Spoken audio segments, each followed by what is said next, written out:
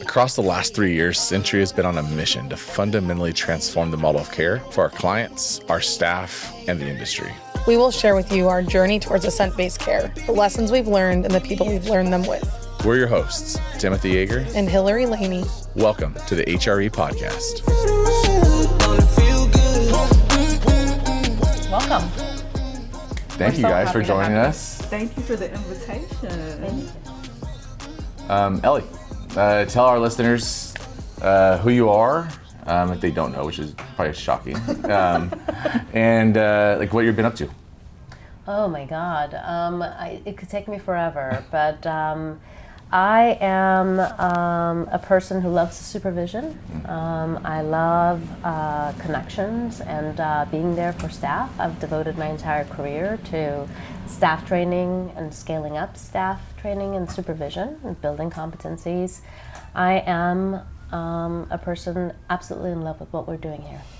Thank you for having me. Oh. So welcome to have you. Happy. And Nasiah, it's a really great honor for me to meet with you. We've never talked before, and I've looked up to the work that you've done for quite some time, and so Thank you. For our guests, introduce. Absolutely. Thank you for that. Thank you for the invitation. And who I am in the world is someone who stands for transformation. And I stand for transformation inside of communication and reflection. I believe that the answers that we're looking for, the connection that we need for effective outcomes for those we serve can be found in our communication practices and our practices of reflection. So thank you for providing me with an opportunity to share and resource your amazing organization with that information. I love that. Looking forward to that. And to people that are watching, both Ellie and Nasiah are speaking today at one of our events. And just to kick off the conversation, when you think about transformation, you think about supervision. I think a lot about my graduate school experience and the training that I got. For the most part, was very skill-based and intervention-based, and not necessarily how to work with people to bring about that change. And when I think about our field and like what we are, all the BCBAs at Centria that we're trying to support, that's probably the hardest part for them to like get through. It's like they may know the why, they may know the what, they may even know how to do it themselves. But like how to work with people in an environment that's supportive, that's psychologically safe, right? Is a skill set that is challenging. Well, and I think most people didn't get in the field to be managers, right? They came in the field to work with clients and make an impact on clients. And we can define clients in different ways, but then we're asking them to do that work through management. And they don't have, not never, but that's generally not something we're focusing on for them and how to develop their skills when they're first starting out, especially, but even as they go on. I couldn't agree more. I think this has been a process for me over the past several years, and I admire Nasiah, and we always go back and forth about what we're doing in the field, because when I first started, the technical aspect, the competence, understanding of science in the classroom really mattered most to me. And I'm proud of the fact that we were able to build that. But alongside it, we had community partners who were like, well, when the person walks into a classroom and they're not able to collaborate with the teachers and the people at site, no one wants to hear their science. Or we would get information about, a student who may have been excellent in data collecting and reading and providing evidence-based intervention that was just never going to be heard by the families the way that they were presenting. And so my first thoughts were, okay, we can include these in competencies. We'll, work collaboratively, which is all the supervision work we've done, right? Is work collaboratively with community partners to create competencies in these skills. And I realized in working with the community partners and consulting and directly seeing what's happening, that we actually need to be working on relationship skills of individuals, period. And it isn't because they're not in love with the field, that they're coming to help people. The MO exists. The MO is there. What's difficult is we've not given them the wings that we asked them to fly with. Yes. We've simply never given them the practice opportunities to actually engage someone else in those tough conversations and come out of it. And I think, universities and community partners, I think we all need to turn around and say, what are we building when we're building this human profession? So I love that you're saying this, because I think for me it's been a journey. And I think earlier in my talks it would have been like, let's talk about feedback, and now I'm like, let's talk about relationships. That's the talk I went to of yours at Washington ABA, 6 years ago now. It was about giving feedback, and you had like step-by-step things, and I remember listening and saying, yes, but what about trust? Yep, exactly. What about what happens first or as a part of that? Because to have those difficult conversations, to engage in that back and forth, to have meaningful community, you have to have alliance, you have to have trust, and you have to do that regardless of socioeconomic status, regardless of education, regardless of life situations, regardless of values alignment. You still have to, especially in our field, because we don't get to choose that with the people we're collaborating with. That is you have to have that trust to do what you're talking about with feedback, difficult conversations, which comes back to relationships. And to set some context too, and that's we're on the HRE podcast, and exactly what you talked about is how we start care with clients at Centria, right? So we start from a place of relationship, and then we push through to provide more challenging context in a system of trust. And that's a big shift for at least us as an organization. I think the field as a whole, when that relationship component wasn't part of it. And for this season, that's the whole the goal that we have is how do we create those conditions for our staff? We're going to ask them to do hard things. But how do we create relationship with them to be able to do hard things with us? And we create relationships with them, but then how do we give them the skills they need to build those relationships with the people they're supporting, the families and the clients that they're serving? It's a parallel process. Yes. It is parallel, which I'll talk about today in my talk. And so I want to give a little bit more context to my background to listeners. I was blessed to not have my initial training in behavior analysis. And I say it was a blessing because it made my understanding of behavior analysis so much more powerful. My initial entry into the field was as an educator, specifically early childhood and infant mental health. And it was there at Erickson Institute that I learned the power of leadership and supporting training with our early career people, not as managers, but as leaders. Because managerial oversight is discrete. It has a beginning and an end. But when you train leadership, then everybody in the environment is going to emerge with that repertoire of being able to listen, of being able to really hear. Inside of my training at Erickson, what I also got was the power in pausing, in reflecting, in taking on the practice of pausing within the context of a supervisory relationship. Really learning how to hold that space in an affirming way for whatever comes up, and primarily learning how to listen. I think all of us, specifically here in North America, USA, are trained to speak. That's our training. But when it comes to listening, we have a very distinct way of listening. We listen about, which is really a stimulus response interaction. We listen about and we don't really hear. And that's most of us. And there's technology available that can help people gain that repertoire of listening for. What are we listening for? Commitments, concerns, values, motivations. And when you go in and intentionally listen for that, what is it going to create? Connection. That's the relationship. Versus this listening about that keeps us in a very positional form of listening.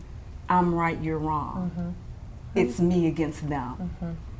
When we can connect and really listen for, we create a new possibility and really hear each other. I love that.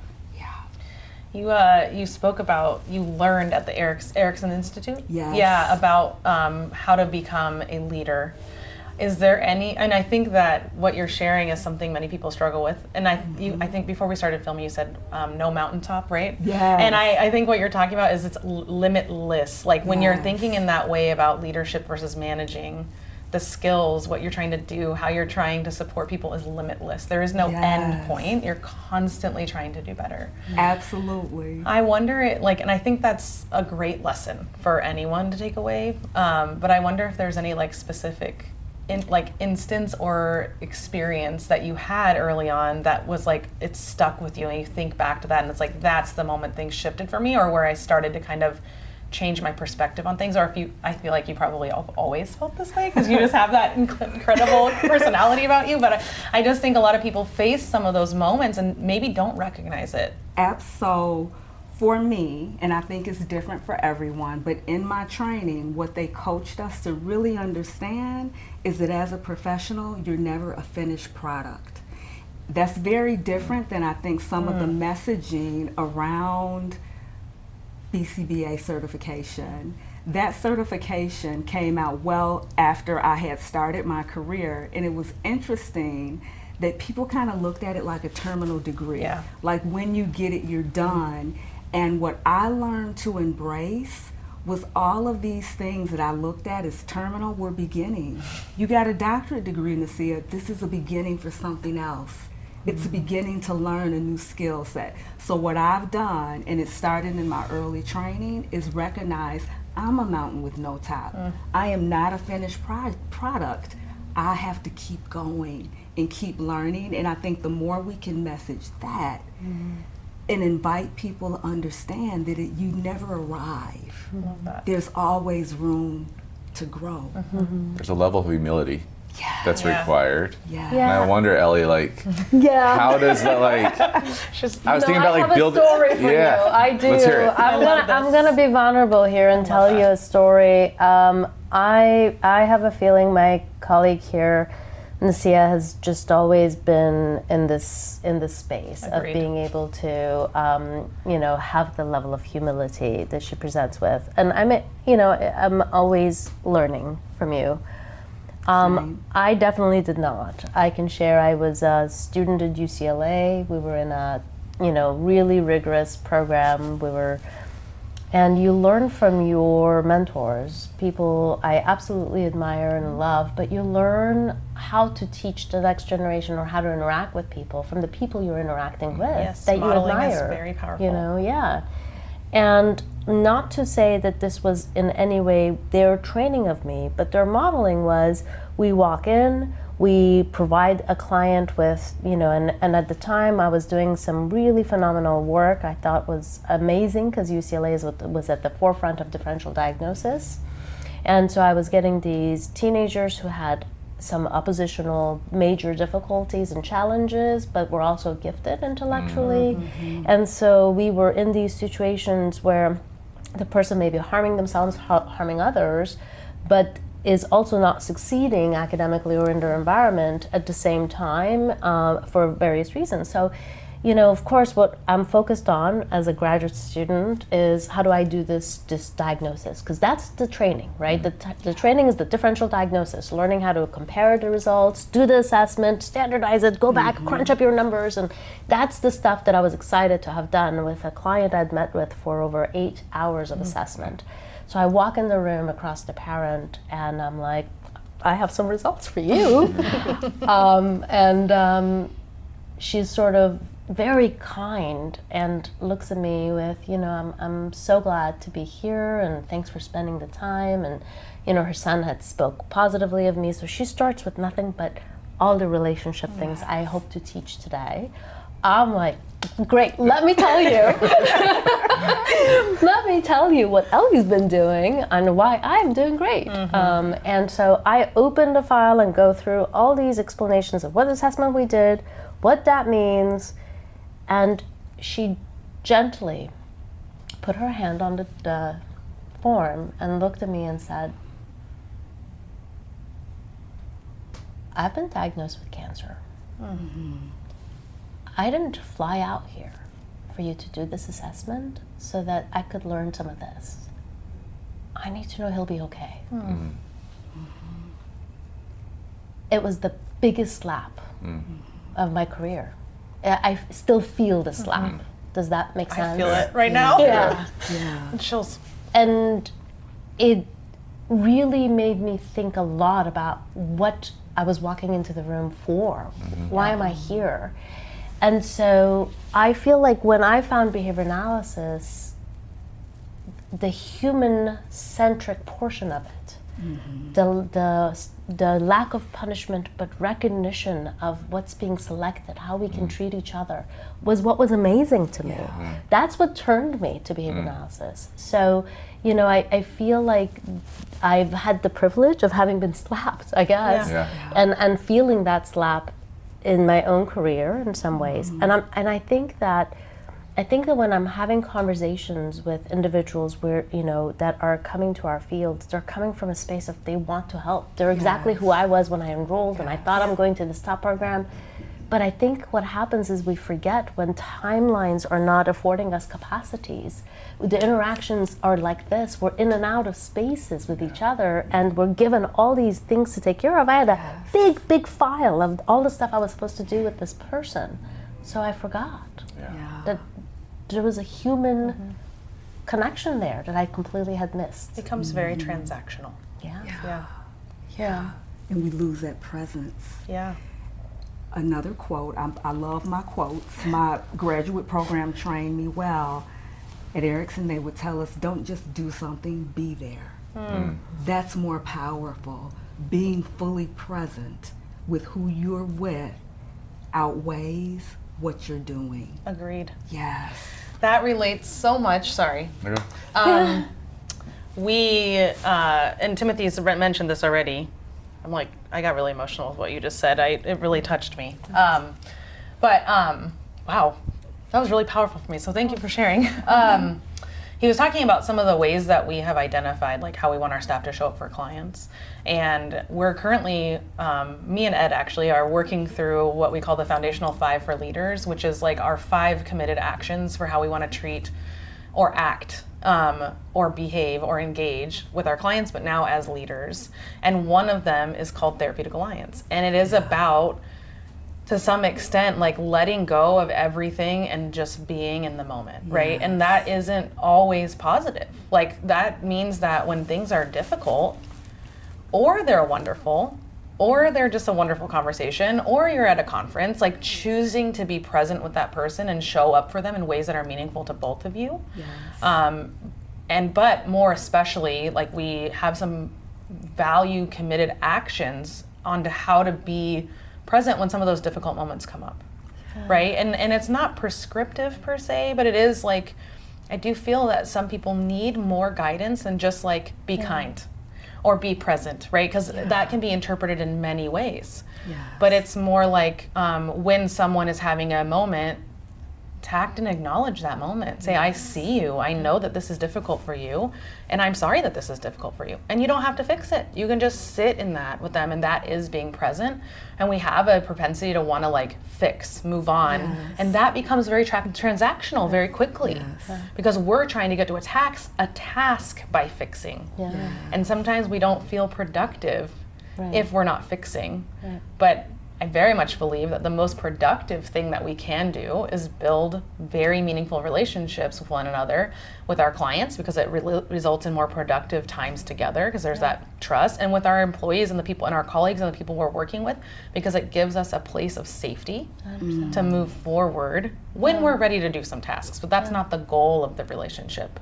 And so I really appreciate that. Ellie, I have a question. So when you think about your shift from starting with feedback to going to relationship, are there like any key to like components or things that we can distill down in like the types of behaviors or things that we need to engage in to build relationship? I love this question. It is the essence of why I have founded Transform, is because you know, everything we see around how to measure and what to measure and have conversations are nebulous. There's a lot of, even in clinical doctoral schools, what they do is the physicians rate your soft skills behaviors, right? And although I think there's a lot of value to being put into that place, and we have oral exams at CSUN we do, where, the student has to engage in these simulations or conversations with families or teachers.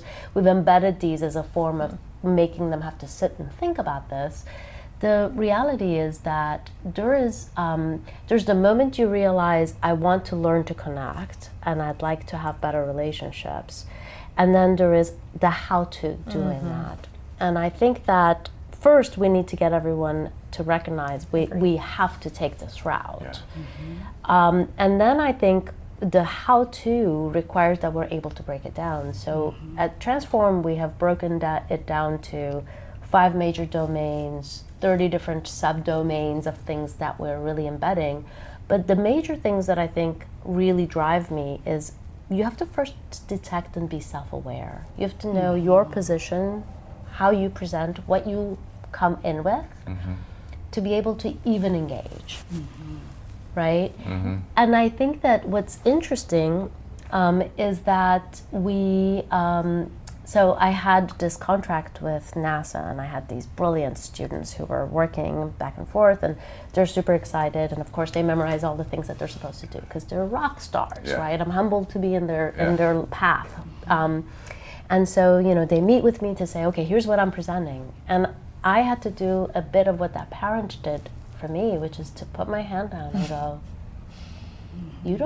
this is not how these, individuals are going to want us to be on this contract. You'll need people to fall in love with you. Yes. And I realized that they just looked at me and said, well, I don't know how to do that. That's been my journey for the past few years, has been just, wait a minute, we can tell people, make everyone fall in love with you. And then there is, how do you do it under time pressures? How do you do it meeting your KPIs? Because this is a large process. We can't just ask people, have great relationships. And then at the same time, by the way, you're being held to these matrices. That are not measured by the relationship. Because we don't know how to measure that. Exactly. No, we do. We do. We do. We just need to learn to do it well. Yes. So it's a whole process. From my perspective, I think, where we need to start is awareness. Begin to go this route. And then the next step is how do we help the workforce get there in the midst of the biggest technology boost ever? I think one thing that resonates with me is just a couple of things you said that really resonate. One, for me, coming out of graduate school, I was trained at Columbia, studied under Dr. Greer, loved my work there, came out incredibly arrogant, right? If people could just do exactly what I told them to do, everything would be great. Fine. And that is managerial, that's not leadership, and it was not sustainable, right? It did not work out well. It's not scalable. It's not scalable at all.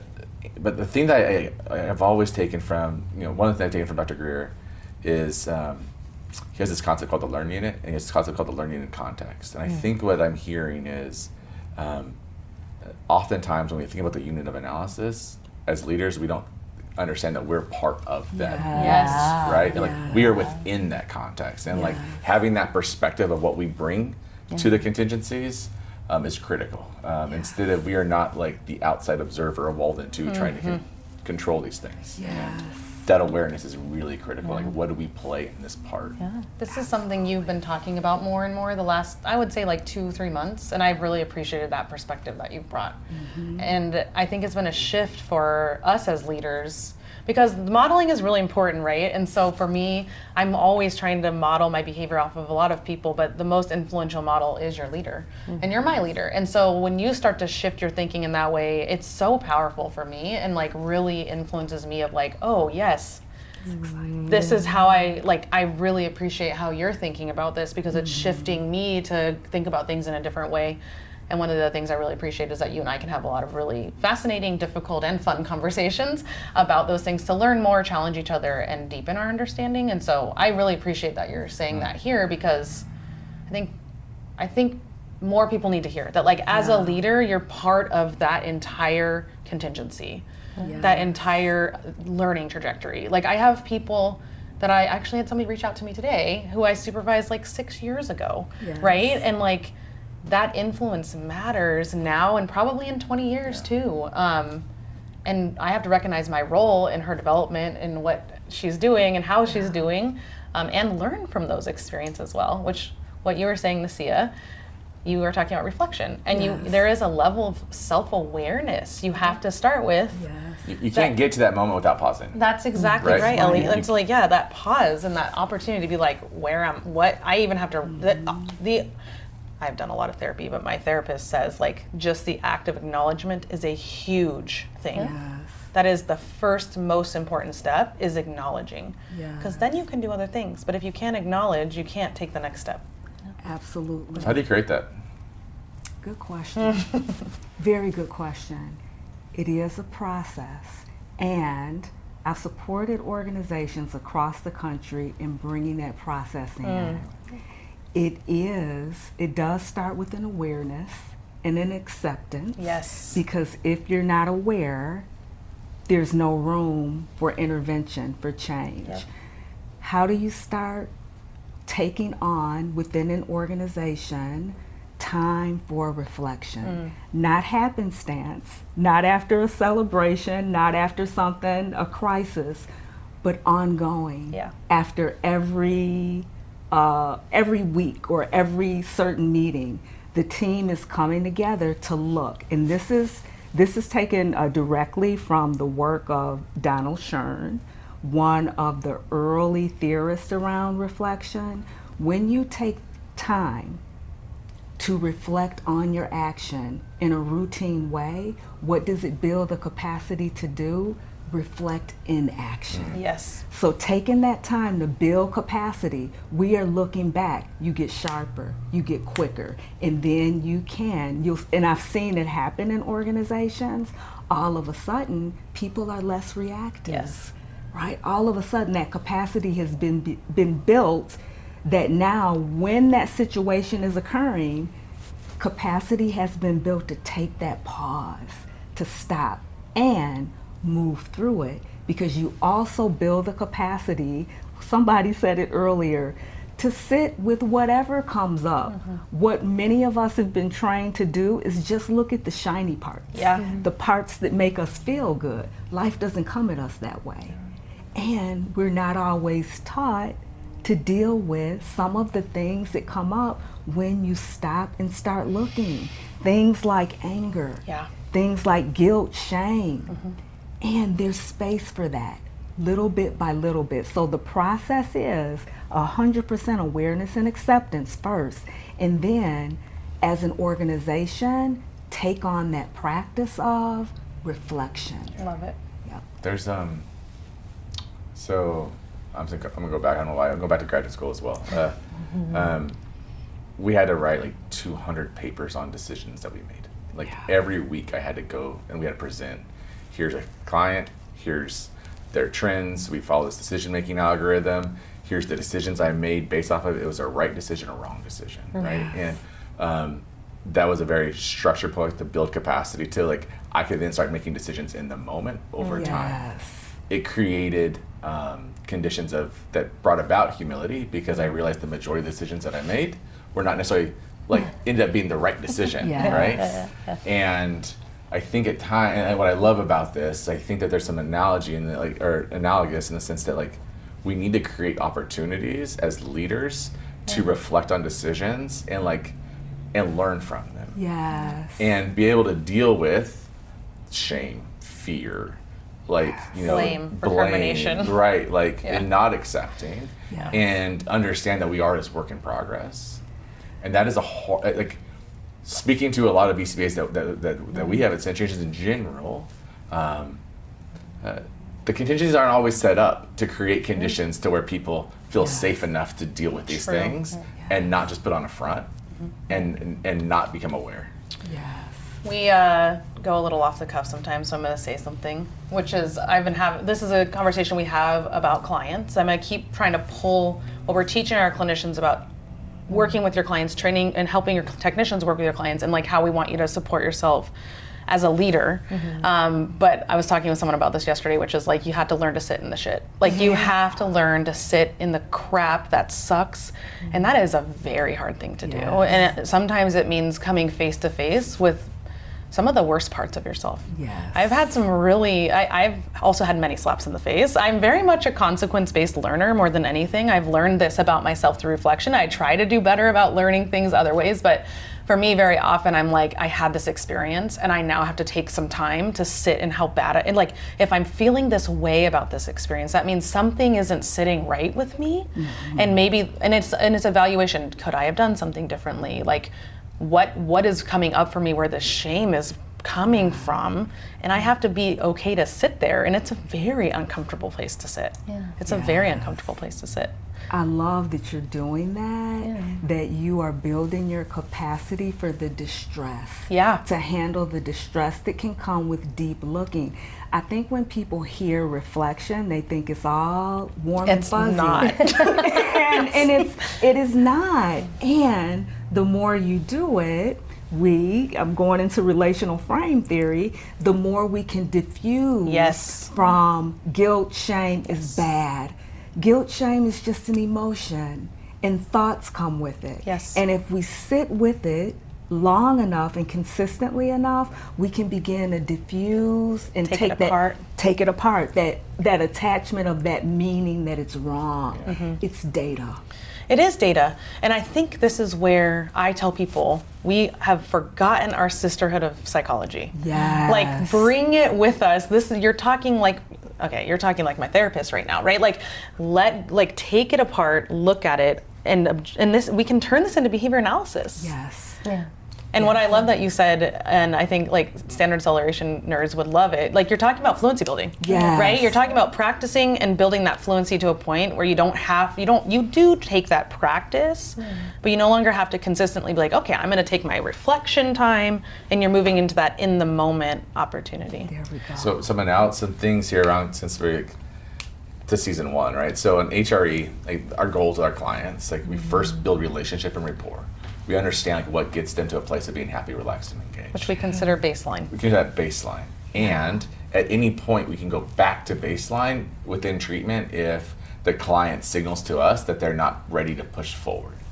Part of the challenges that we have with staff is that we can't always do that. No, not with staff. Right, you can't pull back. So like it's a matter of like what are the skills we teach to be able to sit in those tough moments that you can't always like escape this, but we have to try to develop those skills. And that's not on the task list. No. That is not like something that people are prepared to do, right? And I think even about like technician training. We train technicians on all these skills to do, but we don't teach them to sit in like, I just want to help this client. I don't know how to help this client. I'm not helping this client. And yet I need to sit here with it.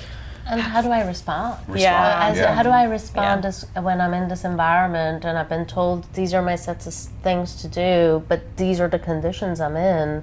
How do I communicate with the family and still nurture and hold them? I think that, one of the things I've noticed is that as a forever learner, and I'm excited to be in the journey of learning, I've realized that if forever learning always seemed to be about me being in shame, I wouldn't want to be a forever learner, right? So I think a part of the forever learning is accepting that actually it is a safe journey. That's, I think, our key difference here is to be in an environment that feels safe to be making error. Psychological safety. Sure, we need to sit back. Yes, there's gonna be shame when we make error, and we're tough on ourselves. We want so much for each other. If I hurt a colleague, or if I say something that didn't go right, or if I'm worried about how they're going to respond to something, right? But to be in a psychologically safe space to be able to hold and keep moving forward is that unconditional love that we don't have for each other. And I think about how if you were to come and say, Ellie, your best friend did blah, blah, I'm going to be very contextual about that. I'm going to be like, under what conditions? What did the other person do? Why did it happen? Why? Because I have a history and a relationship with her. What you just told me will not be accepted as fact. I'm going to... We want that for each one of us. I would hope that benefit of the doubt from every person We just who talked about hears their yesterday, giving people story. the most generous interpretation. Leading with curiosity. Yeah. Yes, the beginner's mind The beginner's mind. versus the knowing mind. Oh. When you lead with that knowing That's a mind, gem. you know what's going to happen. When you're curious, there's room to be surprised. Most of us educated people, are trained into the knowing mind. You're right. And we get reinforced. It's a trap. It is it's a trap. reinforcement trap. Exactly. And there's a difference there between leaders and managers as well. Yes. Right? Because like leaders, you're developing capacity. Yes. You're listening. Managing, you're dictating and telling and controlling. Yes. Yeah. Yep.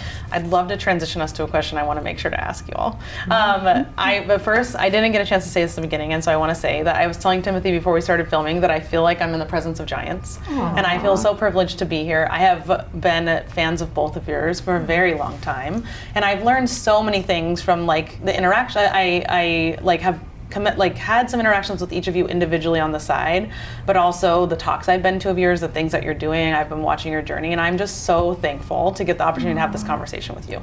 It means a lot to me. Thank you. And as the youngest person in the field in the room, I just want to, I don't know, y'all and Timothy are very transformative for me as like a leader and a behavior analyst and a human. So thank you for being here. Thank you. But what I wanted to ask you is, in the spirit of our podcast, what makes you happy, relaxed, and engaged?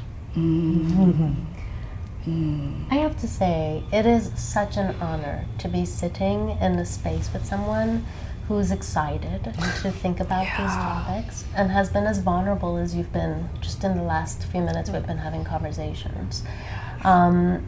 Probably the most exciting part of this is to feel like what you're doing is impacting and helping. You know, I'm a agent of deep need to be effective in helping. And so, you know, I need you to know the power you have in what you just shared. And in keeping someone like me working the 14, 15-hour day shifts. Right? Yeah. Love it. Yeah. Love it. Thank you for that. And thank you for the question. And for me, it is this. The communication, the listening, it feeds my soul. And in it, I shared before, I'm a transformation enthusiast. So for the behavior analytic folks out there, what that means to me, transformation of stimulus function, meaning when we're in communication, we get to pay attention to the meaning making that we're doing. And in that, there's an opportunity to transform what those words mean. Oh, yeah. To transform how we understand upset and conflict. So what feeds my soul truly is this. Communication and people who are willing to share as you all are doing. So thank you. I love that. I love that. Just kind of moving back into your previous question, we were talking and we were like, we should save this for the podcast. So we stopped having this conversation for the purpose of having it here, which is when you know what makes you happy, relaxed, and engaged, you know what kind of gets your spirit moving and you're like passionate and excited, but then you're spending a lot of your time, and I'm not speaking you, but like as somebody who's employed. I mean, just in this field in particular, you're spending a lot of time in sitting in the shit. I mean, like the work our supervising clinicians and our technicians are doing is hard. It's very hard. You're dealing with, upset clients, you're dealing with upset families, you're dealing with KPIs, you're dealing with billable. Like there's all of these EOs coming at our field staff and everyone else, but I really am thinking about them.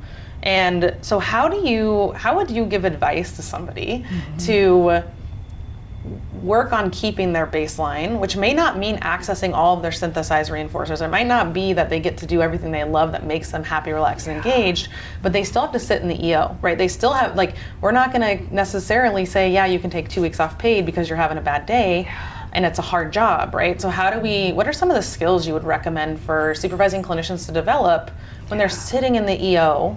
Are these difficult moments a lot? But we still want to make sure they're taking care of themselves. They're feeding their soul, that work isn't the worst part of they're like, oh, I'm just waiting to be done with this job. because that's not why they came in the field.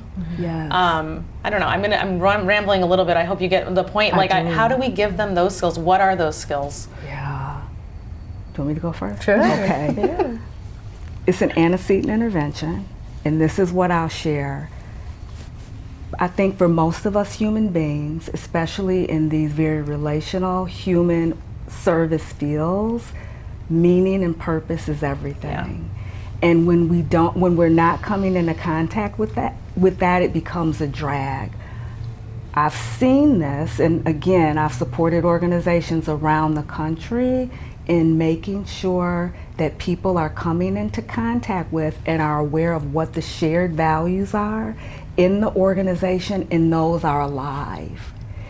Oh. That's so they're not just posted on the website, but people are signed up at Centria for a reason. Yeah. And that those shared values are an active and alive part of the work. So when you're coming into contact with those experiences that are less repetitive, you can get pulled through it because you're committed to something bigger. Those shared, it's kind of like you see two men, you're walking and you see two men. One, both of them, the topography of their behavior is the same. One is chiseling rock, right? You ask him what he's doing, oh, I'm just chiseling this rock. The other is, I'm building a cathedral. That's different. The topography looks the same, but the function of what they're doing, because one is aware of what the bigger picture is, pulls him through. It's not just chiseling a rock. I'm committed to something bigger. So my invitation to you would be to bring whatever those values are, make them an active part of the conversation. Are people, when you see them, are people getting reinforcement? When they're demonstrating, taking action towards those values, it makes a difference. Can I add something? Go ahead. So I think this connects to something that I'm still learning as a leader. And one thing you talked about is like how you build in reflection more frequently. This is feedback that I get a lot from my team. Is that I'm just looking like that's the next part of the rock that we need to chisel. That's the next part of the rock that we can chisel, and not having that moment to like reflect on progress, goals, how are we doing, right? And consistently getting feedback that it's just like, what's the next thing, what's the next goal, where are we going, and not necessarily always taking time to celebrate and look back. Because you lose sight of the cathedral, right? Then you're just doing the next rock and the next spot and the next spot, and you're forgetting that like this gargoyle is one of 100, just to take your metaphor really far. And when you step back, it's like, it's a vision, right? But you're just working on one part of that vision, but you lose that if it's like, oh my God, I have to make another gargoyle. I have you're asking me to just go up one more level and not recognizing I made 100 identical gargoyles that look fantastic. I don't have anything particularly different. I would like to take that a step further in a similar fashion, in that I think that when we think about what we're asking our employees to do under conditions of not enough time, not enough pay ever, right? With the many duties that everybody has, it's easy to get in a space where we can feel for them that they're exhausted and burned out without really pausing and recognizing that the same conditions could look very different. I love to cook. I absolutely love to cook. And I've noticed that when I cook with other individuals and they want to learn to cook, our process of cooking completely differs. For me, the cutting, the washing of the vegetables, the individual labor, the hard work is a part of a bigger process of what I'm excited to do, which is to share a meal. For me, eating is a communal thing. I cook for people I love, and I like to have conversations around food. And so when I'm engaging in the cutting and the cleaning and the putting it on the saucepan and the washing, because you're doing all of that at the same time, none of that for me is gotta go get the carrots now. One more. And a lot of that is because the entire process has been so reinforcing. each time I've access to reinforcers, this can completely flip on me, make me the cook in the kitchen, and ask me to feed people with whom I do not come into interactions with, and ask me to do that over and over again for many moms or people who are cooking and dads who are just in the space of I hate to cook. It's because that process is completely, exactly those same actions is not met with the same consequences. And I do think we need to start thinking, how do we make the process much more reinforcing? Because the individuals are here to help people. We're not exactly like the tech world. We're not attracting people because they're like, I'd like to go make the biggest amount of money. They're not joining our field for anything other than heart. They're here for reasons that we can and absolutely should cultivate into their process. And so it's a matter of analyzing those steps and identifying which components are aligned to that greater vision and mission and which are not. And the ones that are not, how do we as leaders like pull those out, address those in different ways?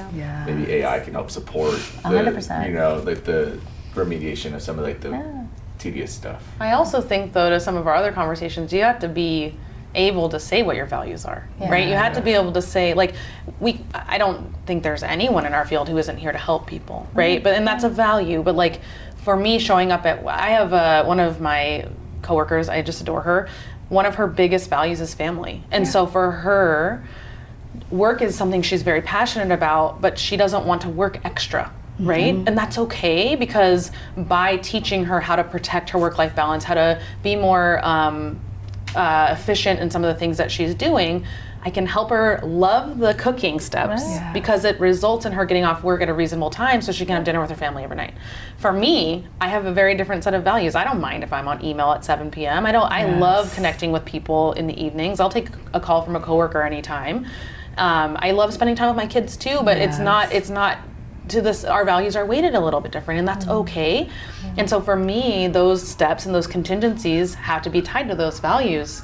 And so part of this and the awareness is teaching people, one, to identify what their values are, how they show up in personal, professional, how they overlap, and then what are the behaviors you can engage in that align to those values that either get you closer to them or you can work through to get you closer to one, right? So maybe it's not directly in line, but it's going to help you get access to the things that you love the most. So. I love it. And then, because there's a difference, we all have our personal values, and in the context of work, it wouldn't work if we all organized around our personal values. So there's a need for awareness of what your personal values are, and if they align with the shared values of the organization. They don't always align, and that is okay too. But then that becomes a personal choice that an individual would have to make, because again, the workplace, we can't all organize around our personal values. Well, the last couple of days we actually worked through one of these things. We did. So we have some competing values. So we have Hillary is a value of like relationship and collaboration and connection. And we have people on our team that value efficiency and like being productive. I don't not value that. I'm not saying that. I'm saying sometimes. No, I know. Sometimes those show up in conflict. Like, right? I want to spend 10 minutes talking about wearing sequins to APBA. Which I love, by the way. I'll be in sequins all weekend. Awesome. But also my colleagues want to spend 5 minutes talking about sequins, or maybe 0 minutes, and 30 minutes doing the task, which is fine. But like I said earlier, for me, I believe deeply that to do the task, you have to have that.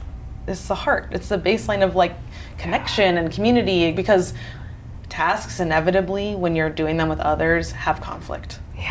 And so to navigate conflict, you have to have trust. You have to have that psychological safety. This is so exciting. We're on a podcast for a large organization talking about this. I'm 30 years in this field. I love it. I'm seeing the field evolve. I'm seeing organizations evolve. This is a powerful conversation. Thank you so much. Thank you. I feel really strongly that as a industry that's, you know, I don't even know what the name of it is. I'm gonna call it ABA therapy, but we don't really have any definition or of like clear parameters of the work that the majority of the people in our industry work, right? So ABA therapy within healthcare is what I'm gonna talk about. It is a subset of our practice. It is a therapeutic approach to the application of the principles of behavior analysis, and there is so much more that goes into a therapeutic approach than the things that we are currently training to. And part of the things that we are like trying to drive at Centria is what are those things that our professionals need to be able to do it well that they're not learning. And that's why we're here. And then you talk about transformation. That is the transformation that we are trying to drive. I love it. And again, my son, second generation SPED teacher and behavior analyst. So cool. Congratulations. That's so cool. Thank you. And this is an organization that I can say, son, you can pick Centria. This is, that's again, what I said earlier, I'm very passionate about the organizations that are resourcing their people towards success and excellence. We know there exists a gap in what the training is, what's required, and what is required to be successful in the field. There's a gap, and it goes back many years. It's kind of where our field started and what it has evolved into. My personal thought is we need to address it. Really, 70% of our field now works with children and families. There's not one child development course required. There's not one family systems course required. And so we do. We do require those. I think that is phenomenal, and I know CSUN does a lot of interprofessional collaboration with other fields, which I love. And I think the majority of our field is not doing that. Exactly. And our young early career people, this is all they know. This is all they know. Can I wrap up with one question? I think it connects both of you guys. Sure. I have a question too. We can do both. Okay, you go for it. So technician retention is a big challenge, right? When we talk to like early like BCBAs who are supervising technicians, and we talk to them about technician retention, their first thought often is avoid feedback. Is to like avoid hard conversations, and that's the opposite. What I think is necessary and needed. People want to thrive, and they thrive under feedback and under the right context. So I guess for the BCBAs that are listening, my question's two-parter, which is, in that moment you want to provide feedback, like what are the things that a supervisor has to do to be prepared to provide the right feedback? And then like how do you go about knowing, like, is this relationship in the right spot to provide feedback? Love it. Am I going first? Sure. Okay. This is, and it goes back to all the speaking, and this includes feedback, is constituted in powerful listening. So in the feedback, as you're interacting with a supervisee, you're also listening for concerns, commitments, values, and motivations. That will inform your speaking. And when you speak from there, what you're going to set the occasion for is bi-directional listening, where you can share and speak in a way that your supervisee can really hear what you're going to say. So it truly is, as that powerful speaking and providing feedback must be constituted in powerful, deep listening. Yeah, and that allows you the reflection to change how you're approaching things if it's not going as you expect. Yes. Yes. And I think teaching listening skills is fundamental to everything we do in relationships. I think if we were to give feedback by saying, your phone is over there and that's public and I don't like that, or that's not good form. All I'm doing is identifying error in the space, and if I'm having a hard time delivering that because somebody who's watching over me or somebody who's leading my position is telling me I should provide you with that feedback, I'm going to say we have some system things to change, because the real feedback isn't about that at all, right? It's about how I've never been distracted by your phone being there, because it's not distractible in this environment. And putting such a rule for me to provide such a feedback to begin with itself is questionable. The rules we're placing, I think, is questionable.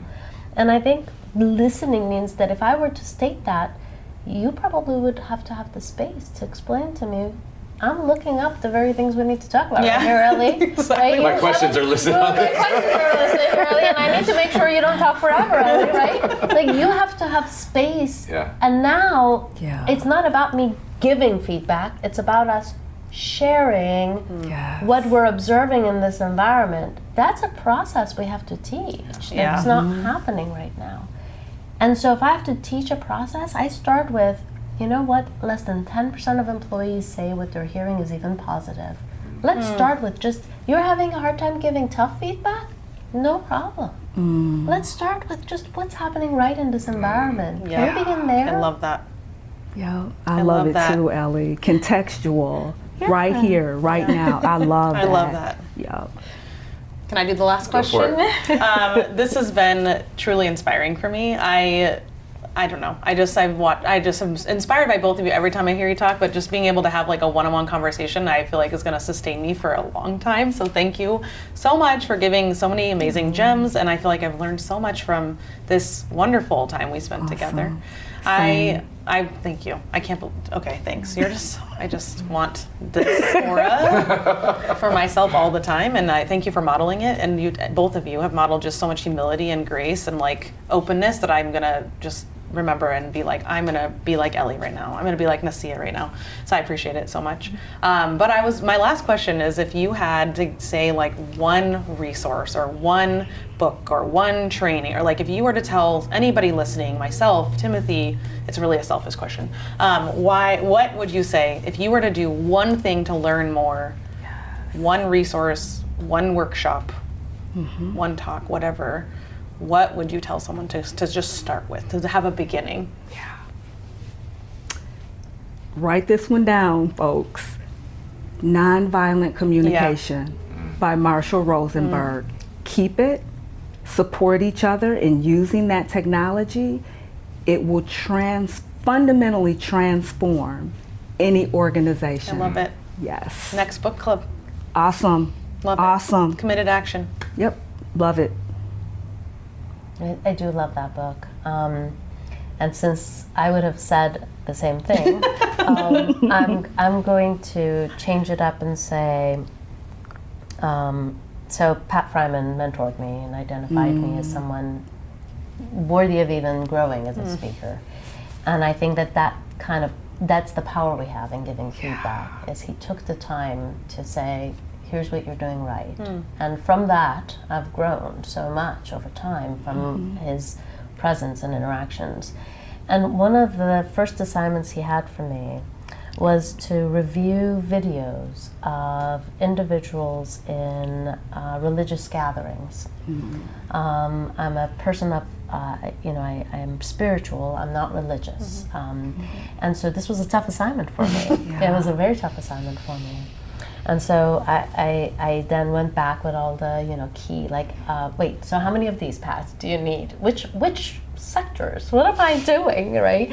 And I clearly was missing the point of the assignment. And he's like, flip the channels, whatever you see on television. If it's a religious community, I want you to listen to see, what are they creating in that room? What words, what interactions, what are they creating in that room?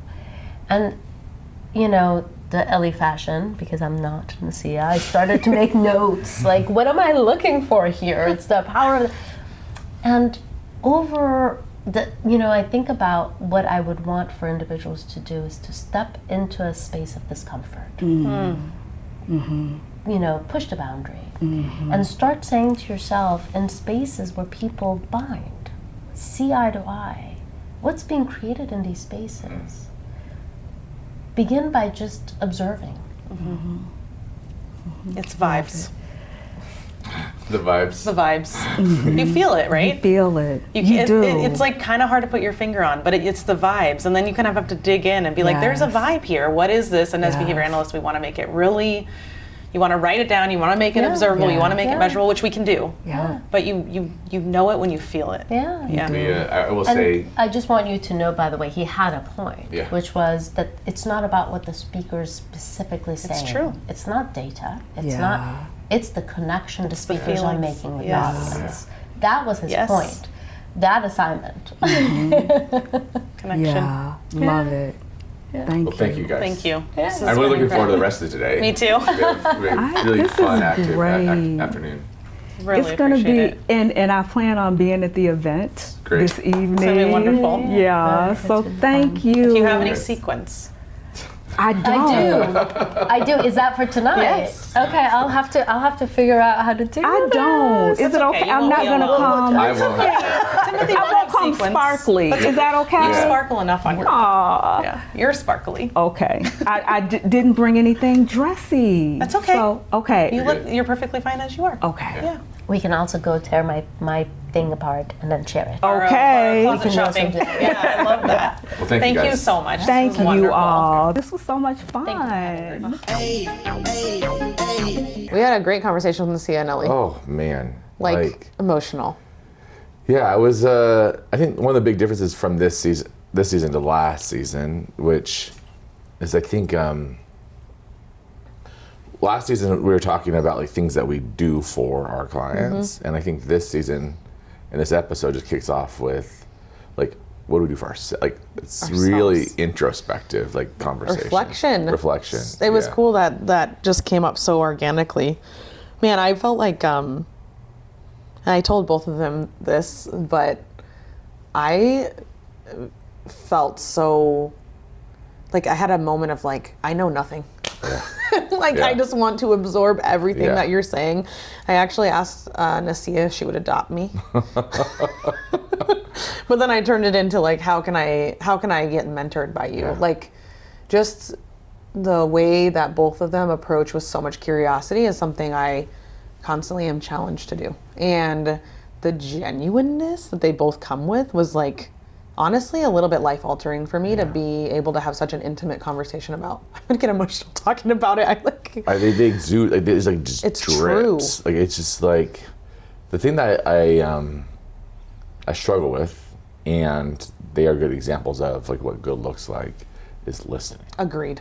And there's just those people that you've come in contact with and you have a conversation with, and you feel as if like they're just talking to you. Like it's like everything in the world around you just like goes away, and there's all in focused on you. And I remember I met Dr. Janet Twyman once at an ABAI conference, and like Same thing. thousands of people around you, and like she was just intent and listening to me. present. It was like just such a powerful moment, and you felt that way when we were talking with them today. 100%. I was like, does the world exist? Yeah. This is all I want. Like I didn't want the episode to end. Yeah, Because it was exactly. so meaningful. And in the world we live in, I also think like remote work makes this really challenging too. Because like the phone is right there. It's really easy to glance down. Right? Like it's hard to have more of a genuine connection, but especially in a context where we're at a conference, I struggle with this significantly because I'm like, there's so much going on. Like what's over here, what's over there? That looks like an interesting conversation. To have the opportunity for someone to model that in such a genuine way that felt powerful for me makes me want to do that for others. 100%. And that's what they talked about. They talked Yeah. about like the modeling being such a powerful component of like teaching others how to be listeners. And the spirit of this like season of the podcast, be able to do that in the midst of supporting people. Yeah. Right? Like, you know, think how like transformative it was for us to have this experience, but think about that skill and that like repertoire going to supervision sessions, supporting a tech, supporting your staff member in whatever way, and like whatever you're going through, I'm here listening, supporting, validating, coaching. we got to figure out how to bottle that up. I agree. And like when we were listening to them, my brain immediately went to like and I think it has to for us, which is like the scaling component of it, right? Like, how do you give people those skills in a way that's meaningful and supports them, but at the scale we're at, it's quite challenging. Yeah.